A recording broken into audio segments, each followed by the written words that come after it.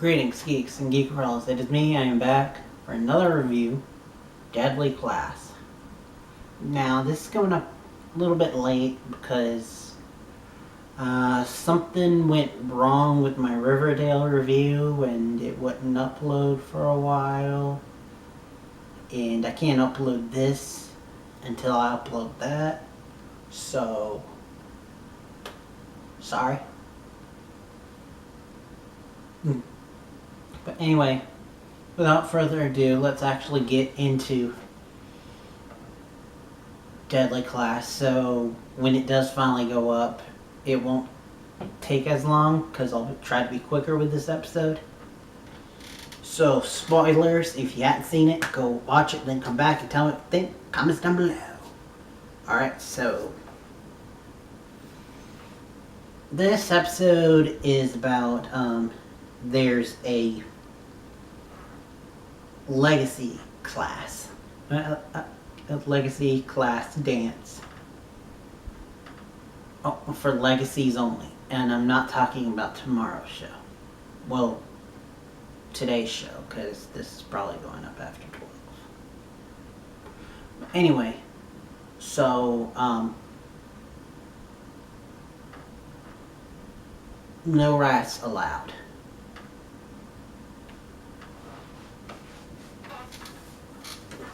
But, I'm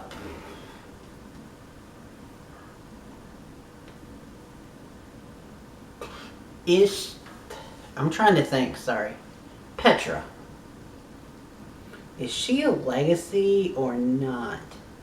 Because I don't know, because I read on Wikipedia that she's the daughter of a leader of a death cult, and that could still make her a legacy.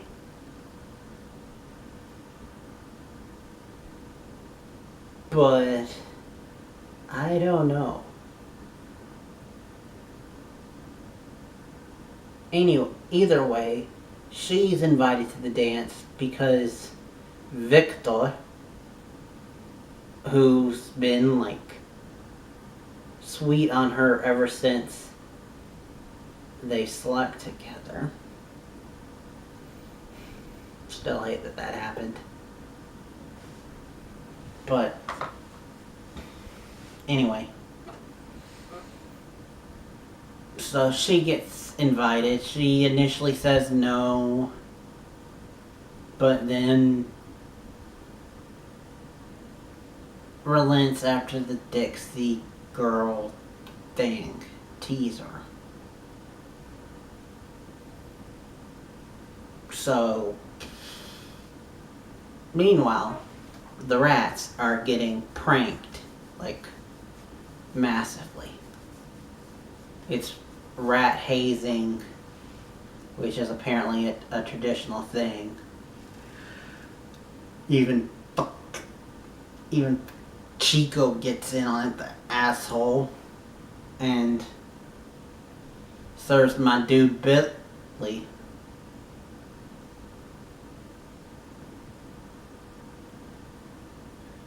A rat, like a literal rat for lunch. I hate him. I hate him so much. Then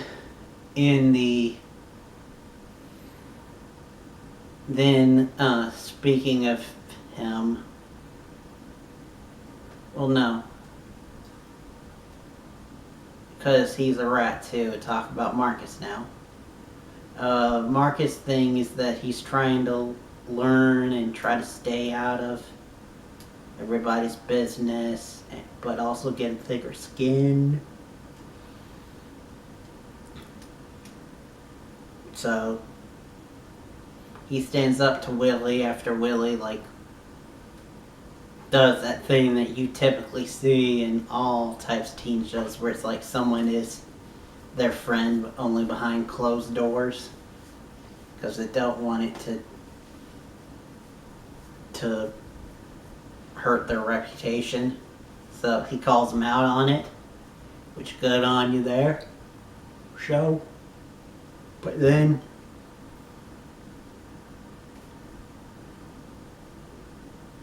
oh yeah. Now we can talk about the asshole Chico and his story. Because Maria's getting scared and tired. And we also kind of find out that part of the reason why she stays with Chico is not only because she's scared to leave him, but also because she's scared that people don't like her because they think that she's crazy because she takes bipolar pills. But Saya affirms to her that she's not crazy, which I don't personally. But I have a feeling that after this episode, there's gonna be some, I guess you could say, Maya shippers. Because they had some close moments. Personally, I just see that as being good friends. And standing up for your friend. But I could see how some people would think, huh. I mean, hell, there are people that are still rooting for Snowberry on Flash, even though they're married and with a kid from the future.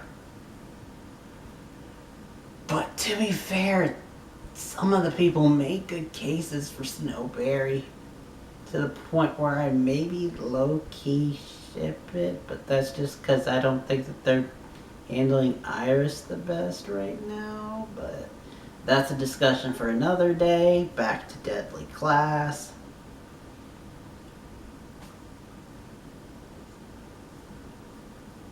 That was their story, basically. Maria tries to go to the party to have one night away from Chico. Have a girls' night. And Chico shows up anyway, because of course he does. And then, I know I'm jumping ahead, but it's part of this story. At the end, we see that someone has called out a hit on Saya. I wonder who it could be. Maybe the person who thinks that she's starting to fill his girlfriend with thoughts of being on her own and getting away from him. Maybe. But